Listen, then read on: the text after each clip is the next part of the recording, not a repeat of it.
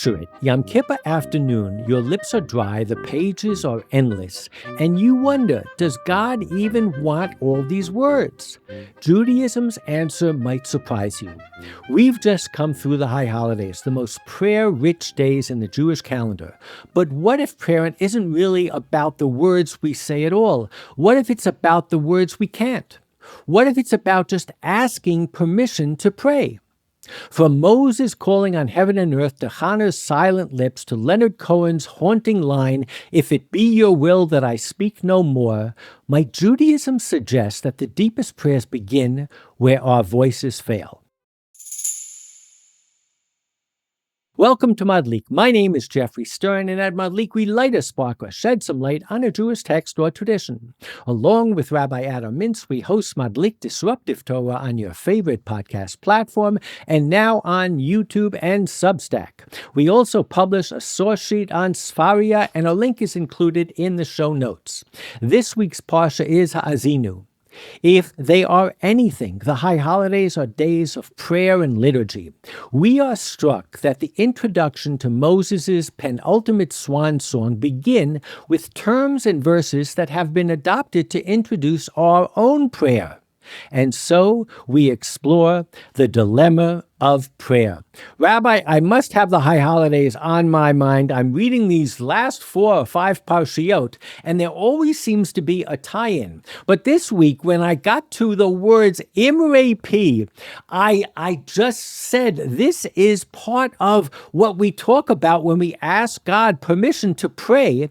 And then when it gets down to Keshem Hashem Ekro Havu Gadol Elokeinu, also used in either the introduction to the Amidah or after. So I decided we have to keep at it. We're going to talk about prayer. The holidays are everywhere. You know that. Absolutely. So we are in Deuteronomy 32, and it says, Ha'azinu hashamayim ba'adebra. Give ear, O heavens, that I may speak. So this is God, or this is Moses, I guess, actually asking permission to speak. And it says, Hear, O earth, the utterance of my mouth, Imre Pi. Let my teaching drip like rain, let my words flow like dew, like droplets on new growth, like showers on grass.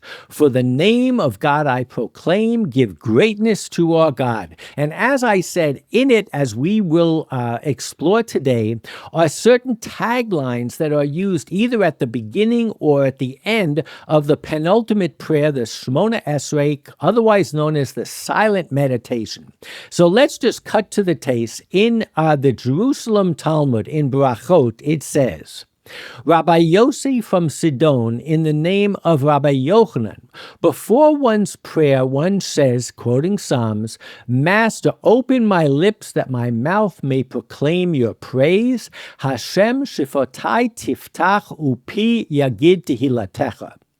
After one's prayer, one says, again quoting Psalms, May the sayings of my mouth be agreeable, and the thoughts of my heart before you, my God and my Redeemer. It says, Yehi l'ratzon imrei pi, that's that word that I saw at the beginning, v'hegyon libi lefanecha Hashem tzuri v'goali. So you have both P and libi. You have your mouth and your heart. The prayer is connected to both the mouth and the heart. Absolutely. And we're going to, as we explore today, we're going to find some prayers that should be said quietly, almost to your heart, and others that need to be enunciated and said out loud. It's an important part of prayer. Prayer kind of goes cycles between lips moving and talking out loud and just thoughts in your heart.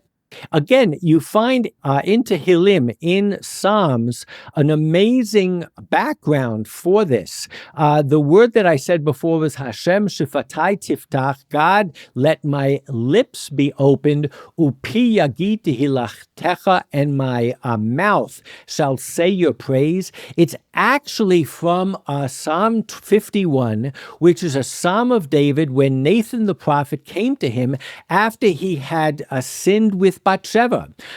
So it's part of this amazing story. But the point is that when we go to the prayer book, we start, there are some that say a little bit more of a kind of a personal meditation. I would say more a personal request.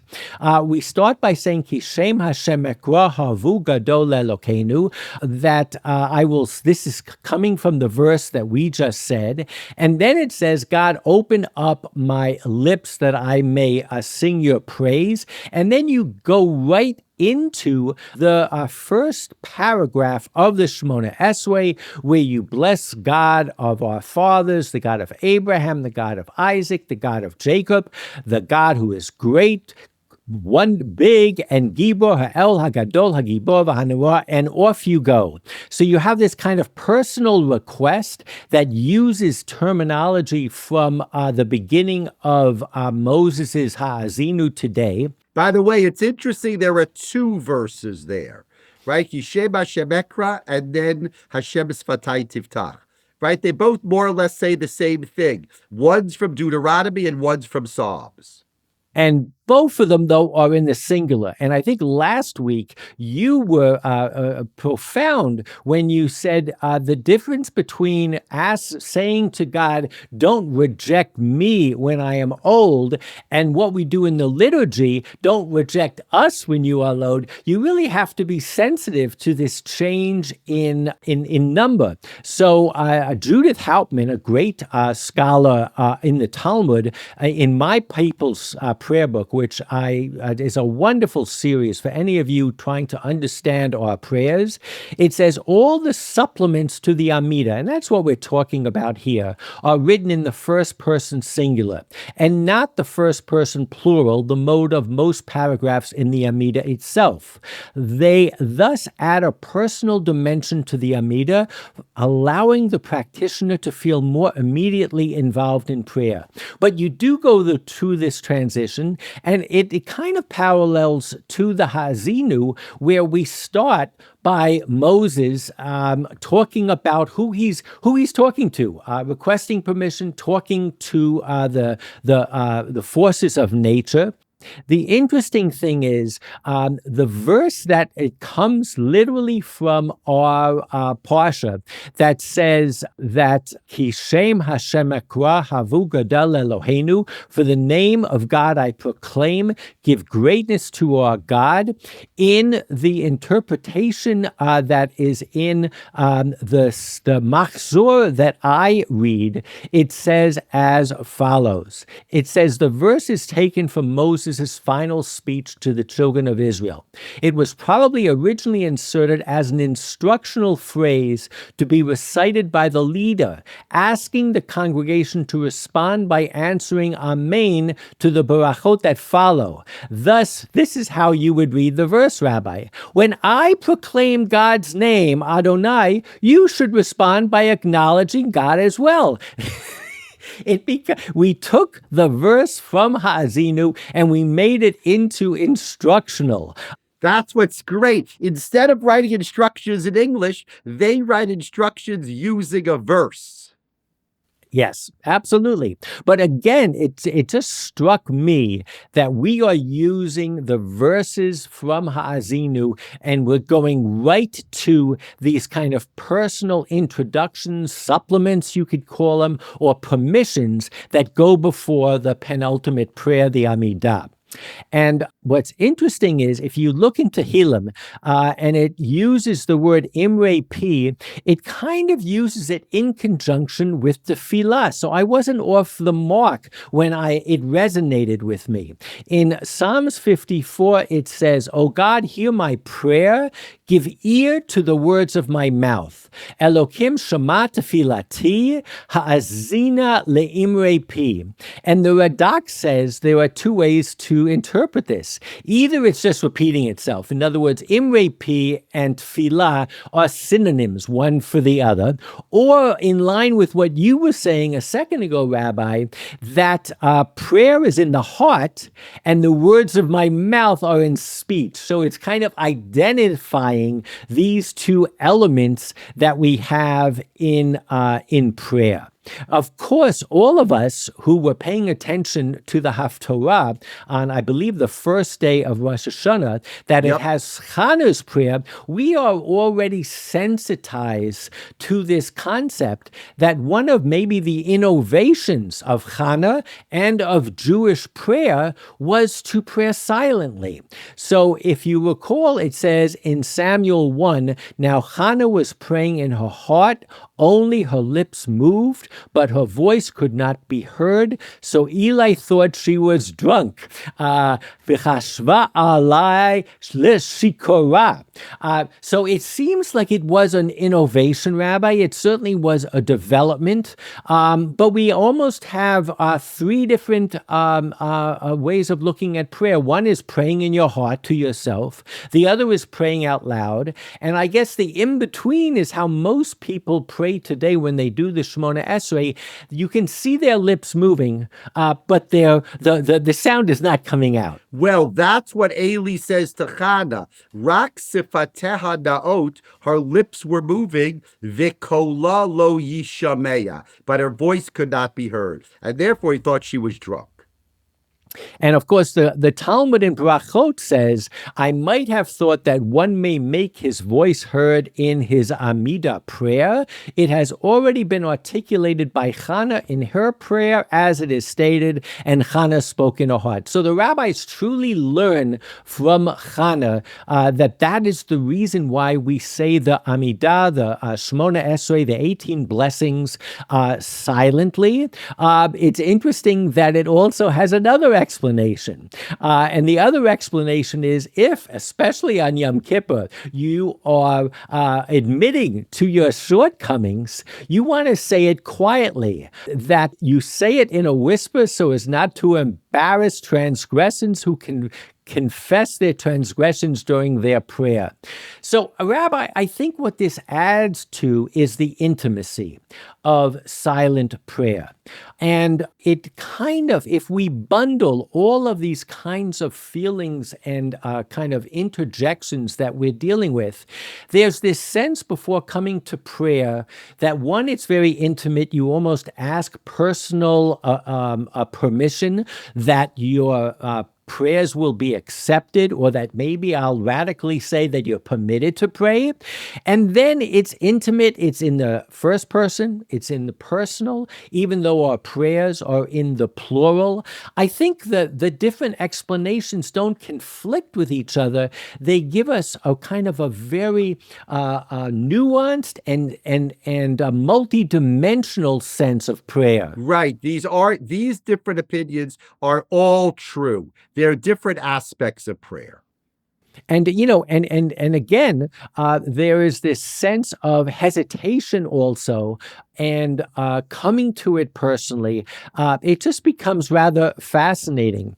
Now, to say that all prayer is quiet, I think we should mention the Shema. The Shema is typically said out loud. And I actually find it interesting in most synagogues that I go to, they might chant the first paragraph and then everybody goes silent.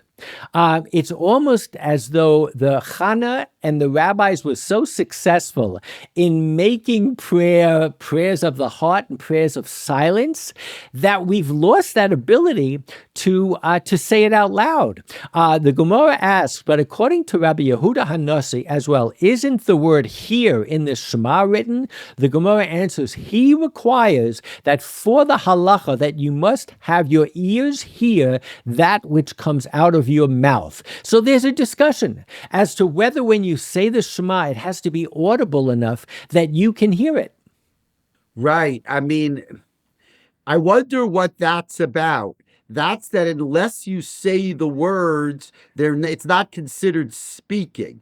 And Shema needs to be spoken. That's the one prayer that's spoken. The Amidah is not like that. The Amidah is private. But Shema seems to be a statement of belief that needs to be said out loud. And I've probably told you before, but in my youth, I was very influenced by a Rav Shmuel Dishon, who was a Stoliner Karliner Chassid. And one thing that has never happened in a Stoliner Karliner Stiebel is for the rabbi to say, quiet, I can't hear myself praying. Because what they do is they scream all the prayers. They actually hold their hand up to their ear. They cup their hand over their ear so that they can hear themselves praying because the guy next to them is screaming as loud as they are. And I have to say that there's a certain silence in everybody screaming, this cacophony of sounds. It's just this kind of noise or kol Torah, call it what you will. There is something beautiful of it, and I think we're lacking it in many of our synagogues today. That's funny. That's still your yeshiva background. You enjoy that. I enjoy it because everybody is screaming at the top. Let's forget about the screaming. People are saying the prayers out loud. It doesn't, the guy next to you doesn't in any way distract you. And I do think that there are different volumes that our rabbis intended our prayers to be said at. But again, I think there is a concept that maybe some of us are not aware of, and those of us who are aware of it might not take it to the same, I think, conclusion that I do. And that is this question, Rabbi, of a bracha levatala. In other words, you are not allowed to say a blessing on something that doesn't require a blessing. So the go-to explanation is, Rabbi, when my potential son-in-law comes into the room, I put out different foods in front of him. And I want to see whether he makes hamotzi first, because then he can't say bori pri ha-gefen or bori pri ha-adamah. You have to go from the particular to the general. You can't start with the general. And if you do, since you've said hamotzi lechem, which covers your whole meal, covers everything, you're making a bracha levatala. But I think what lies behind the bracha levatala comes out in the following discussion, again in the Talmud Yerushalmi. It says, if one was praying and remembered that he had already prayed, Rav says he cut short, he's chotech, he stops, and Shmuel says he does not cut short. Shimon bar Abba, in the name of Rabbi Yochanan, said, if only one would pray the whole day long, what's so bad, Rabbi, if you said mincha, and then you were walking along, and you went into another stiebel, and you said mincha all over again? Wouldn't it be great if we could pray all day? By the way, that's not so clear that that's good. I don't think we believe you should pray all day. We might believe you should study Torah all day, but I don't know that we believe you should pray all day. And I think that is the argument between these rabbis in the Talmud, whether she'ein tefillah mafsedet or ein kein mafsedet. In other words, they are literally arguing not about simply making a blessing in vain, but whether it is a good thing to pray all day, or to put it in another way of looking, whether we even have permission, Rabbi, to pray all day. I am going to make the argument today, Rabbi, that you can take these introductory prayers or supplemental prayers more as a request for permission to pray, more of a way of framing prayer as not a right, but a privilege, not something that we can just do. We can just pick up the phone and talk to God anytime we want, but something that we actually have to be thoughtful about and wonder whether we have the right to utter a prayer. Yeah, I think that's good, right? I mean, that's the idea. Do we have the right?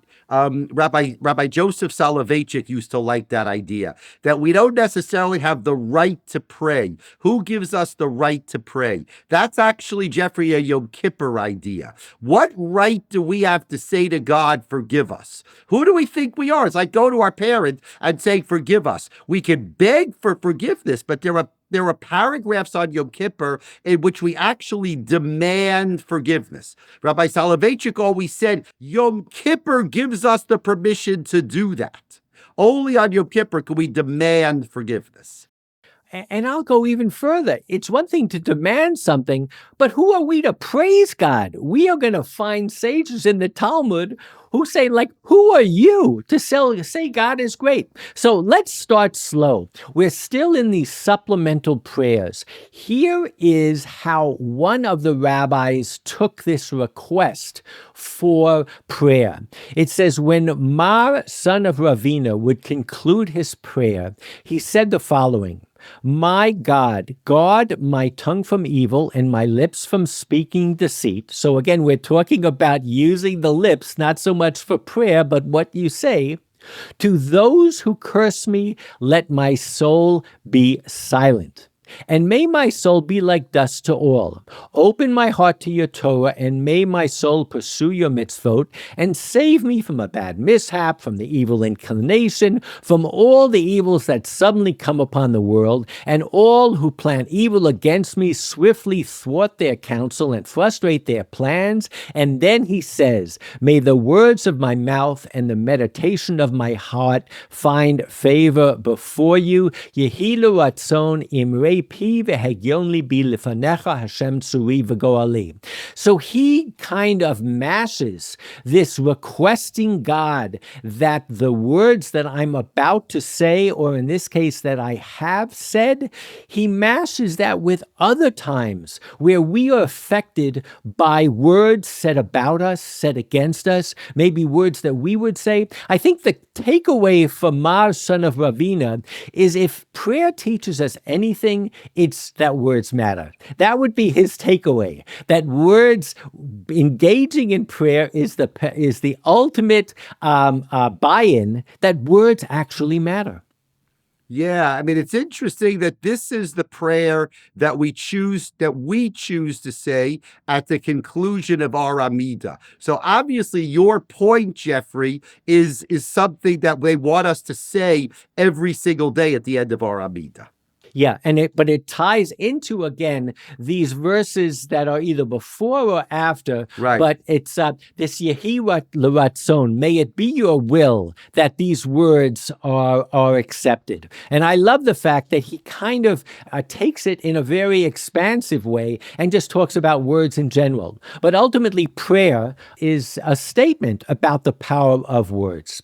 So now we're going to read a piece of Talmud that I think is just absolutely radical. And it gets to what we were saying before when you were saying almost the audacity of prayer in Yom Kippur, when we almost demand forgiveness. And I said the audacity that we even praise who God is. So here is the story in Brachot 33b. With regard to additions to prayers formulated by the sages, the Gemara relates that a particular individual descended before the ark as prayer leader, he was the Shliach Tzibur, in the presence of Rabbi Hanina.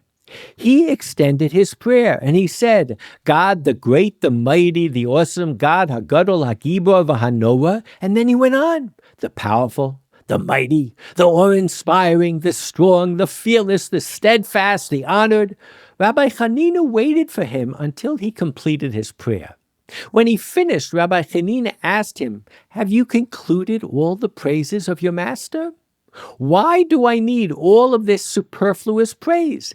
Even those three words that we recite, Ha'el, HaGadol, HaGibor, VaHanoah, had Moses, our teacher, not said them in the Torah, and had the members of the great assembly not come and incorporated them into the Amidah prayer, we would not be permitted to recite them. And he went on and he recited all of these. Are you b'shuga? Are you crazy?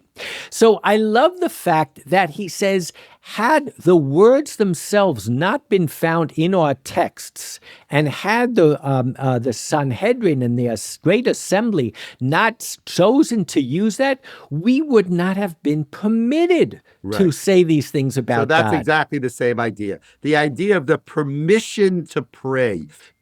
Prayer is chutzpahdik. We need permission to pray. So Maimonides, in the Guide for the Perplexed, says as follows about this piece of Talmud. You must surely know the following celebrated passage in the Talmud, referring to what we just read. Would that all passages in the Talmud were like that. That's pretty astounding in and in itself from Maimonides. He says, consider first how repulsive and annoying the accumulation of all these positive attributes was to him. Next, how he showed if we had only to follow our reason, we should never have composed these prayers, and we should not have uttered any of them. Maimonides saying not only would it not be permitted to pray, but if you and I were sitting around the table, Rabbi, thinking, what are we going to tell people to do on Yom Kippur? We would not have composed any prayers. Who are we to write these prayers? We should rather not do anything. And he goes on, he says, it has, however, become necessary to address men in words that should leave some idea in their minds. In accordance with the saying of our sages, Lo dibra Torah ela b'lashon b'nei Adam, the Torah speaks in the language of men. And he says, and this is common to Maimonides, he talks about how we had to give people something that they need. But what he ends up saying to me is the most important. He quotes the verse in Psalm that says, silence is praise to you, O God in Zion, and to you a vow is paid. And he says the idea is best expressed in the book of Psalms. Silence is praise to thee. Maimonides is saying the best prayer would be to zip it, to not say anything. And he says it is therefore more becoming to be silent. And he quotes another piece of Psalms that says, so tremble and sin no more, ponder it on your bed and be still.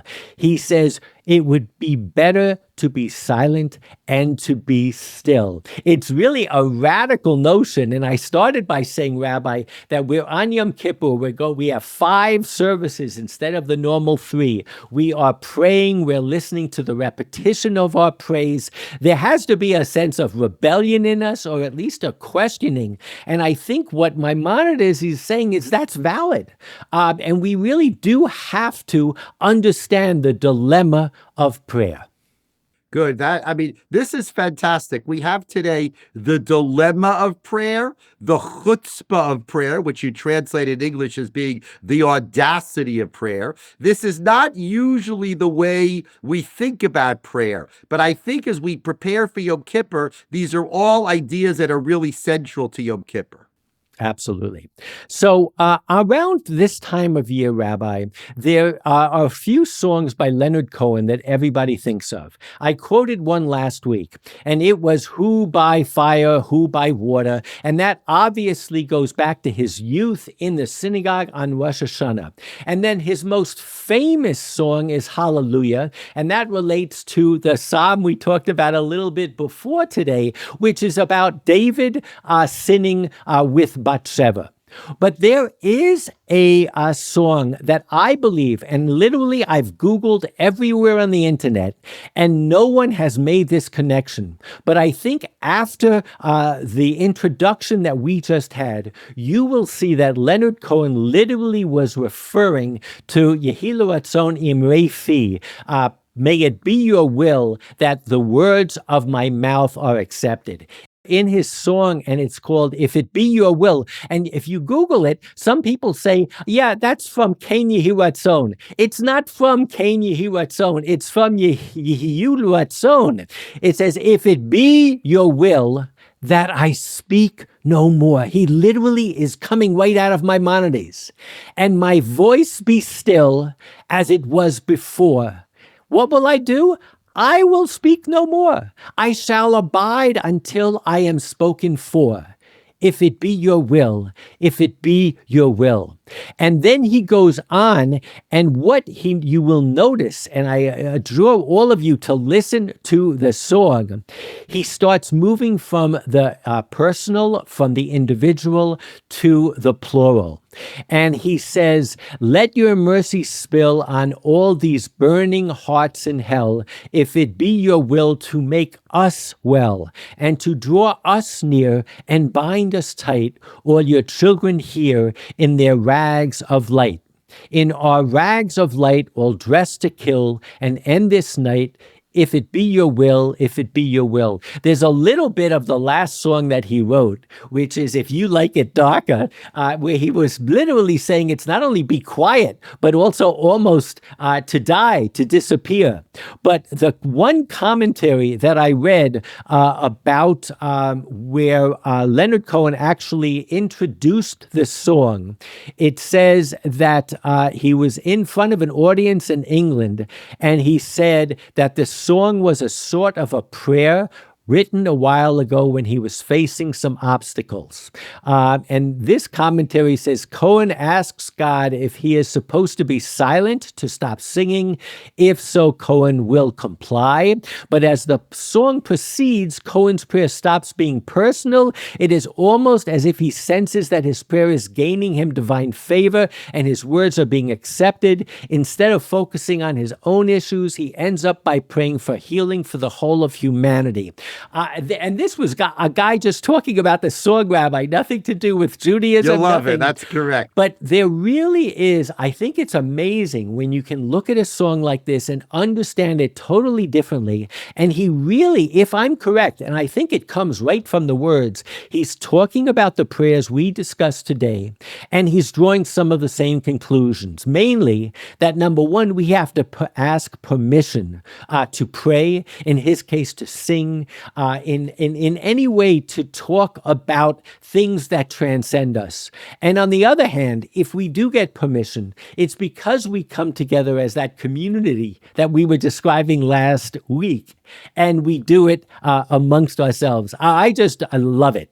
That's great. That little paragraph is great. Okay, thank you. Okay, so I'm sure by the time you listen to that, you will have Yom Kippur under your belt. You can listen to the podcast, and then you have to go out and put the first nails into your sukkah.